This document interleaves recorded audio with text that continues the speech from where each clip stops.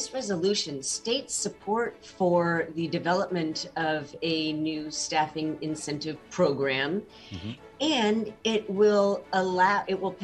calls for our intent to pass another ordinance to allow the police department to use its already existing funds in their 2022 budget Mhm. to pay for it. Well, that's citywide council member Sarah Nelson there with her take on why hiring bonuses are needed for the Seattle Police Department and how they be paid for from the existing SPD budget. Well, that plan is in discussion this week for the Seattle City Council. They're also discussing how long renters should have to pay off their back rent. And we've got the city attorney talking about dropping a number of backlogged cases, plus an interesting potential change to the way the city council votes on resolutions. All this and so much more on Seattle News, Views, and Brews, your coffee break political podcast. I'm Brian Callahan. I'm a host on Seattle Channel, and the views expressed here are my own. And I'm joined by none other than David Croman of the Seattle Times. And David, I wanted to make sure I touched base with you because it feels like you're still coming down after covering all that traffic impact of President Biden's visit last week.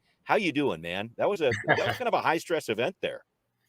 Well, it was, I don't know that I would describe it as high stress, but it was a little frustrating because WashDOT and SDOT basically couldn't tell me anything because the Secret Service wouldn't let them. So we could see all these roads closing, but they couldn't get anybody to confirm exactly which roads were closed or when, because the Secret Service doesn't let you. So it was fine. It was just we didn't have a lot of concrete information to share with people. Oh, man. Well, you handled it well, my friend. I'm glad we were able to figure out a few things there as they were coming along. Thank you, as always, for joining me.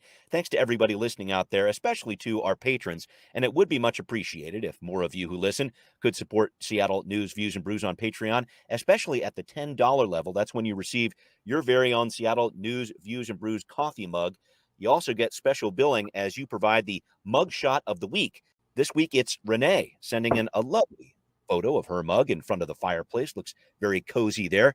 Renee, thank you for that. Everybody else out there, please do support this podcast on Patreon. We're on Converge Media too. Thanks for watching there. The video versions of the podcast air on Converge Wednesday nights at 7. All right, off we go with right here, right now.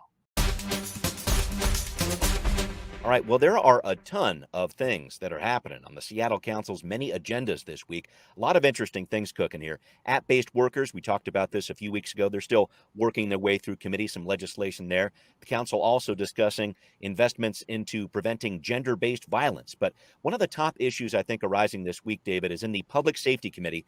This is a resolution from Councilmember Sarah Nelson about hiring bonuses for police officers. So specifically, she wants to lift a proviso the council put in place during the budget process last year, a proviso which said if there are savings on SPD salary and benefits this year, which it appears there will be, we'll get to that in a minute, but if there are savings, the use of that money will be restricted unless authorized by ordinance. So, David, before we talk about bonuses in particular here, I just want to cover why the council put this proviso in place last year. There's been a concern over SPD budgets, especially when it comes to overtime for many, many years. Yeah, that's right. They were authorized a certain amount of overtime, and they exceeded that, at least in 2020, which is kind of when this conversation got started. I mean, right. There was a lot of police spending a lot of time in Capitol Hill with the protests. And so, I think, we talk about salary savings. That's because a lot of officers have left. And so the department is not spending as much on salary. So it's been now a year plus debate around what to do with that money. The city council, out of sort of frustration with they ended up authorizing the extra overtime, but then it initially sort of started that they were going to reclaim some of that money in later years to then spend on alternatives to policing. But things have shifted a lot in the last few years. Yeah. Conversation, and there was the election. So you have Sarah Nelson on the council now. And this is kind of this is a statement. This is what the police department has been looking for, which is instead of spending the money we didn't spend on salaries on, alternatives to policing. Yeah. That we plow it back into trying to bring those numbers up. Got it. And just looking at some of these numbers, and I talked with Councilmember Nelson about this on Council Edition on Seattle Channel, if you want to look a little bit further at this, folks. I don't think the SPD is going to be able to hire the 125 officers it planned to this year. a hiring plan that the council fully funded, as Councilmember Herbold will definitely remind you. But last year, the SPD had this plan to hire 121 officers, and we're only able to hire 80. So I guess I'm trying to figure out this point, David. How do you think the rest of the council is going to respond to Councilmember Nelson's plan? Because in looking at this really does appear to be a bit of an about face when in terms of where does this surplus money go? This would be a big change potentially for the city council. Yeah, and the language is really, it draws a very direct line between some crime statistics and increases in crime and the number of police officers, which that if this were adopted, a lot of the conversation over the last couple of years is, do more police make us safer? Yeah, right, exactly. Having more police decrease the amount of crime, or could that go into alternatives and would say like education or after school programs, would that kind of do more for decreasing crime? And so this one is a clear kind of connection between the crime rates and the number of police officers. And so if this were adopted, this would be a big change for especially a number of council people. So I don't know what direction they go with this, but even the fact that this is on the table being considered is quite a bit different from at least late 2020 or late summer 2020 when we heard 7 of 9 council people at least express some interest in decreasing the Seattle Police Department's budget. Right. It's going to be interesting to watch, and I know Councilmember Nelson has been a gadfly at these public safety meetings and pushing back. But I think this is where the argument gets difficult, because making that causal connection, as you're pointing out here, between crime statistics and how many police officers we have, those amounts in terms of where the crime stats have been over the years, those have really changed, even when we have had a high amount of police officers out there. So I don't know, that's going to be a difficult argument to make, I think, in some ways. And I know that it's where the SPD wants to go here, but I think that's going to be a tough argument in the city council. It is. Yeah, it is. And they're going to be under some pressure from the people that they made a lot of pretty explicit promises to folks around investing in alternatives to policing and growing these programs. And I think for a lot of them, it would be tough to go back on those promises. Right. This is the test of that.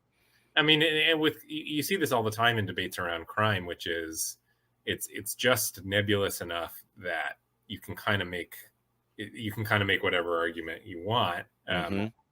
If you look nationwide, crime is up everywhere, all over the place. Yeah. And regardless of whether or not there was sort of any serious discussion about defunding the police or whatever.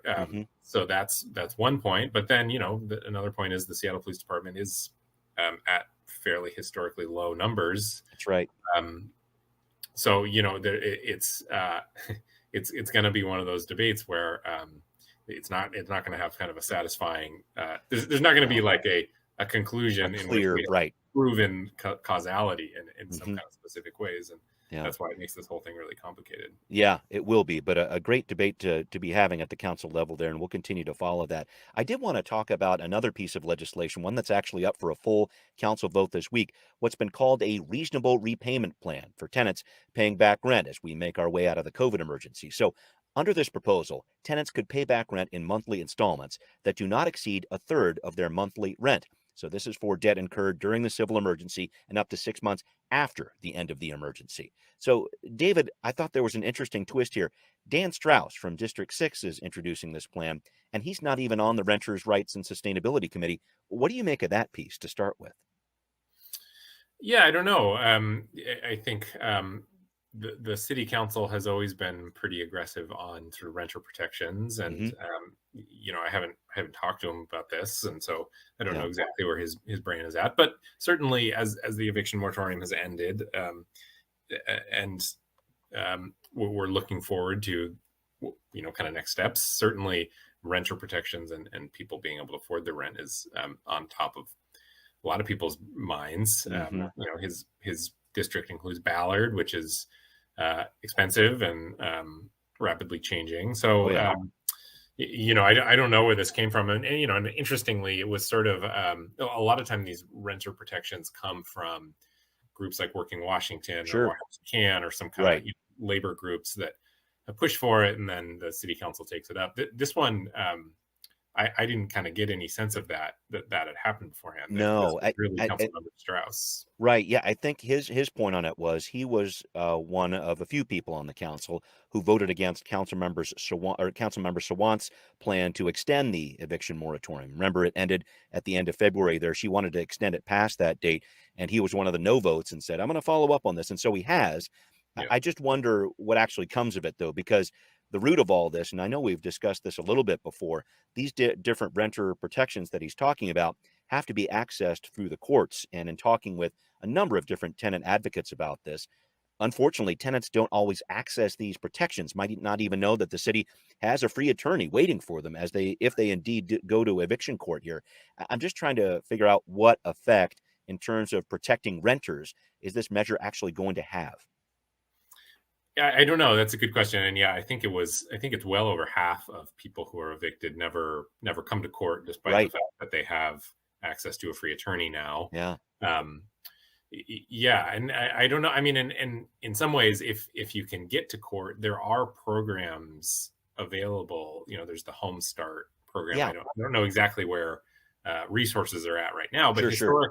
historically, I used to cover this more closely, but I remember being in eviction court one day and Mm, kind of following someone through that court, and it was remarkably easy for that person to um, get connected with resources and stay in their home because there hmm was money there. But again, the problem is not, it's less about what happens when you're actually there, but it's getting there in the first place. Right. And so, yeah, I don't know if, I don't know how much this repayment plan will be used versus kind of some of the renter protections or, rental relief programs that might be out Right. there. Yeah. That said, a lot of those programs are pretty taxed lately. Sure.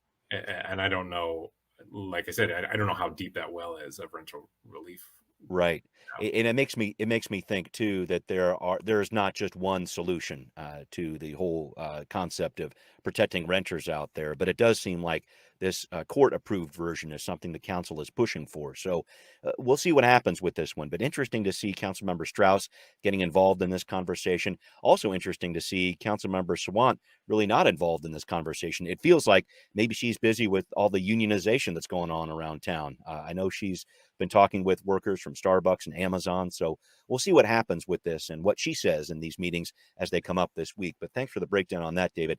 I want to stick with the courts here, talk about Ann Davison, our city attorney, ran on a tough on crime platform. So why does she want to drop nearly 2,000 cases off the books? We're going to break it down on Now Hear This. Okay, so Ann Davison, our recently elected city attorney, has made a decision to drop nearly 2,000 misdemeanor cases, theft, property destruction, trespass, and more off the books.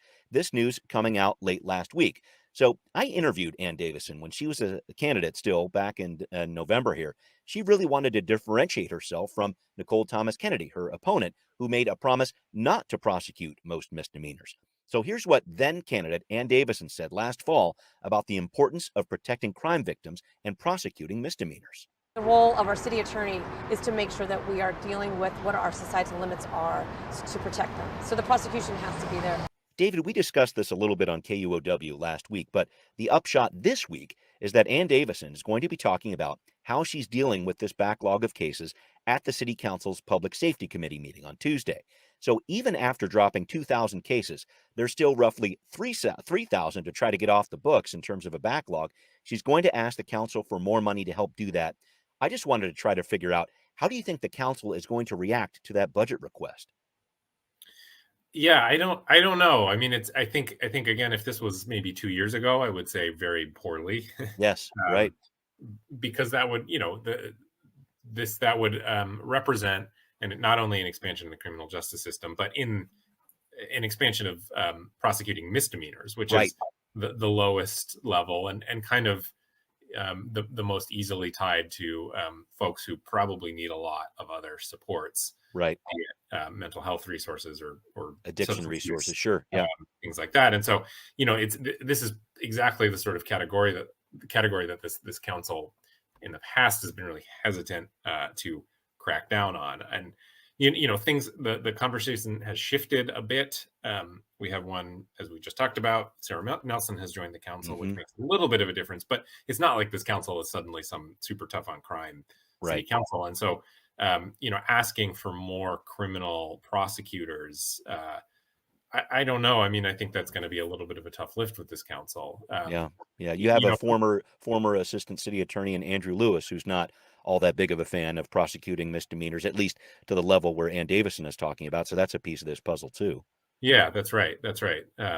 He's been a big supporter of lead and other alternatives. Other alternatives. The thing about this that I'll be curious to see. I mean, there's, as we talked about on KUW, there's always a gap between what people say on the council, on the campaign trail, and what the reality is. And anyone who had been paying attention to this could have told you that the reality of the city attorney's office and Seattle Municipal Court is that it was terribly backlogged, and it was going to require a certain amount of triaging to actually work through the cases and decide which ones you prioritize and which ones you don't, because especially with the coronavirus, the whole system is facing these pretty enormous backlogs. And then it's you start to come up, I don't know about technically, but you sort of come up with due process questions both for the victims or the accused the alleged victims and the accused, because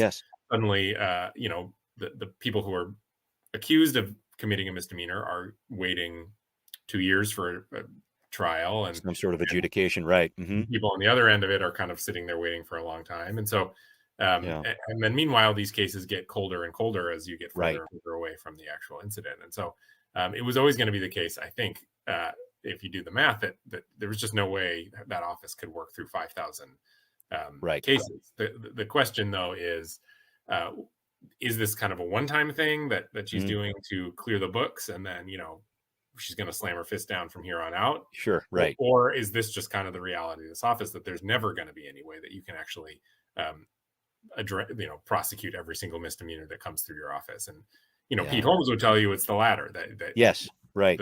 The office, by its own nature, requires prioritization. But Ann Davison ran explicitly against that kind of mindset, and so if she wants to hold her campaign promise, she's probably gonna have to figure out a way to actually address all of these.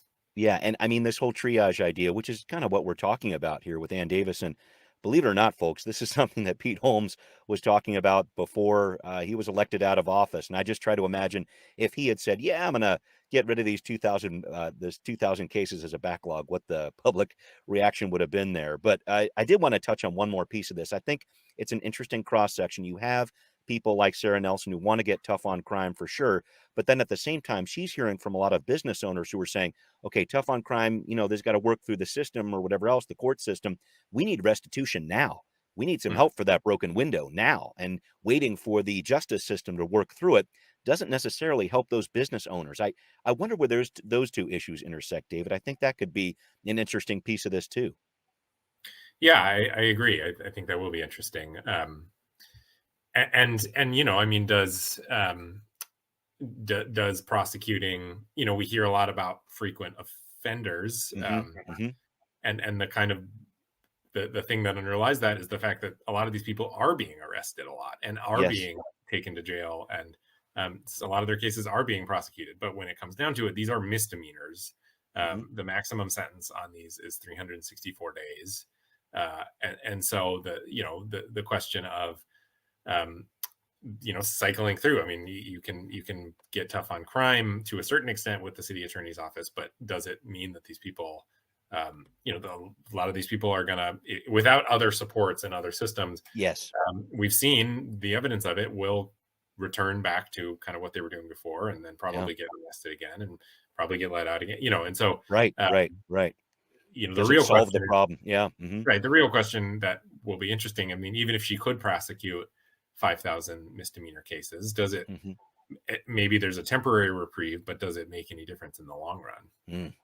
These are all tough questions. They're Yeah. going to be talked about in the city council this week. So, David, thank you for bringing that up. There's another interesting piece that's happening for the council this week, coming up in the governance committee on Thursday. This is on when council members vote and when they don't. So, let's look at this, folks. So, December of last year, the council amended the council rules to allow abstentions on resolutions that, with the sole discretion of the council president, are not materially related to city government.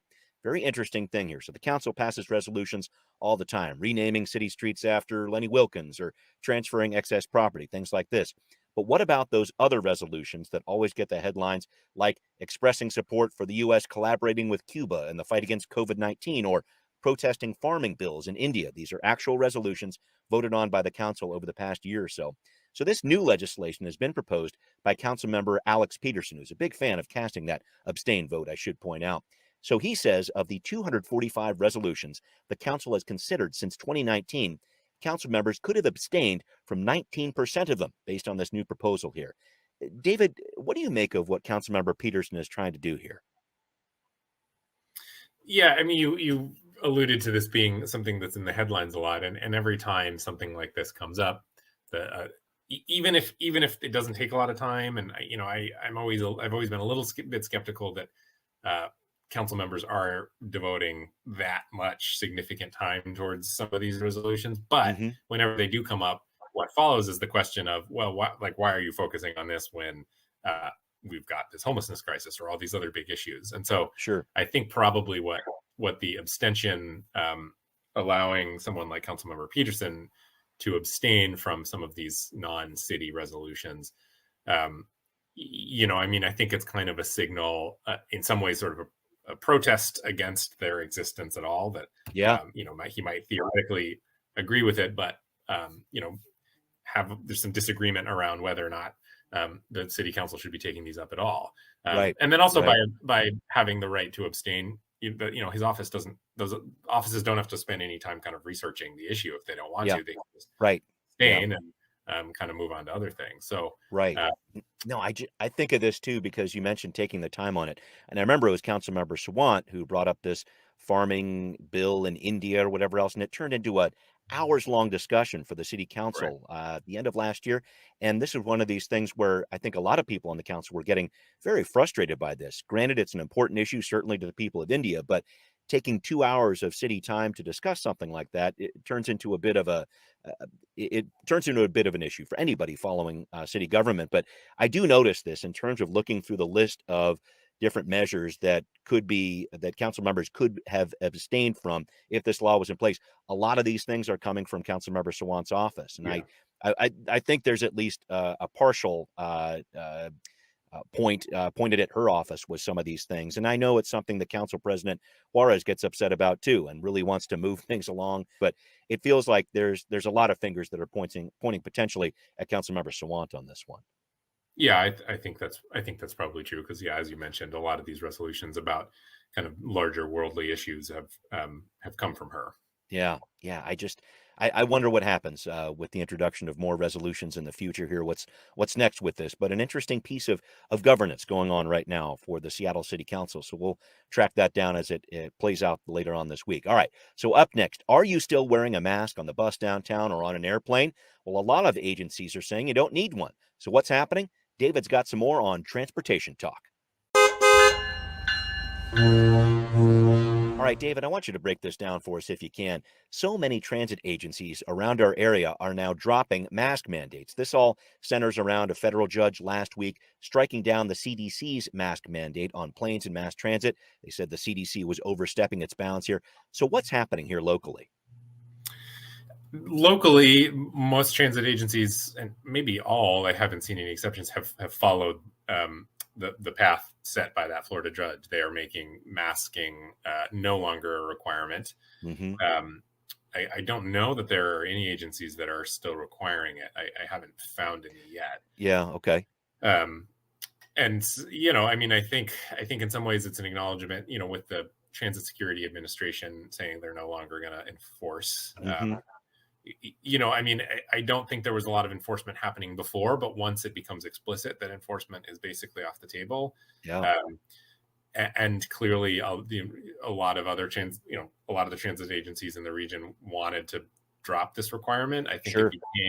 it became a situation where even those like maybe King County Metro, who initially seemed inclined to keep the requirement, I think it became this thing where it was too patchwork. If you're on a bus and on a King County Metro bus and then transfer to Pierce Transit bus, or take something off like the that. mask then, right? Yeah.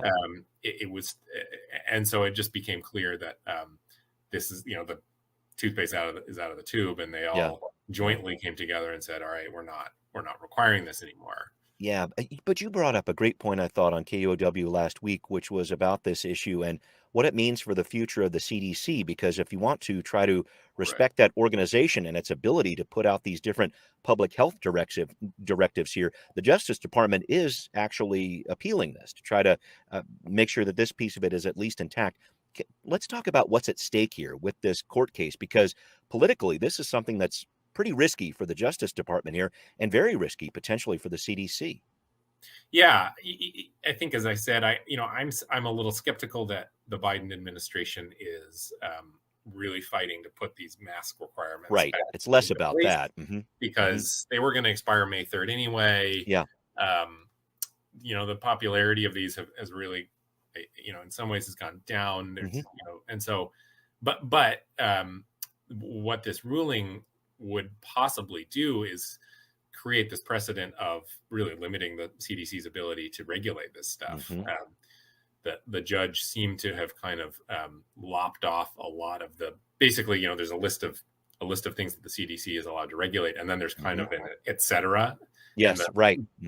The mask mandate was living under that et cetera, and this judge seems to have kind of lopped that off, and so that would make a big difference going into the future. And so then it becomes this kind of legal gamesmanship question is, maybe the Justice Department, I think the ideal thing for the Justice Department would be to appeal it once to the next highest level, win, and then for it to stay there, because then the last federal decision is no longer the one that they don't like, that limits the CDC's regulatory ability. Yes. And if it makes it all the way to the Supreme Court, we know that this is a more conservative Supreme Court, and then the Justice Department kind of risks really setting into stone limits. Right. Authority. This is it's a very interesting policy debate going on a national level here. So thank you for your input on that, David. As we wrap up the show, a tough question for you, sir. The King County Administration Building has been shuttered. Your colleague, David Gutman, was writing about this last week. So this is the building, folks, on 4th and 5th Avenues between James and Jefferson Streets. And the question is this, David: is this a piece of architectural triumph or the ugliest building in Seattle history? What do you got? I find it pretty ugly. It's in that world of things where you do notice it, and so, if you're the kind of person who thinks that if art is meant to invoke feelings, and this building clearly invokes feelings, and so if you're in that camp, that maybe you like it, I don't think all feelings are good, and in this case, I think it's a pretty ugly building, and I'm not sad to see it go. Yeah, we'll see what happens with that one. That's going to be an architectural battle on the streets of Seattle playing out there. So we'll see how that pans out. Well, thank you, David, as always, for talking with me. And thanks, everybody out there, for listening. It's Seattle News, Views, and Brews, where you can always find out what's brewing in local politics. It's great to have you here once again, and we very much thank you for joining us here. This podcast is available on all of the major platforms. And once again, if you are a listener, please do support the show on Patreon. It would be greatly appreciated. Thanks for watching on Converge Media 2. We will see you next time. Seattle News, Views, and Brews is an independent production of Callanan Media Services. Copyright 2022.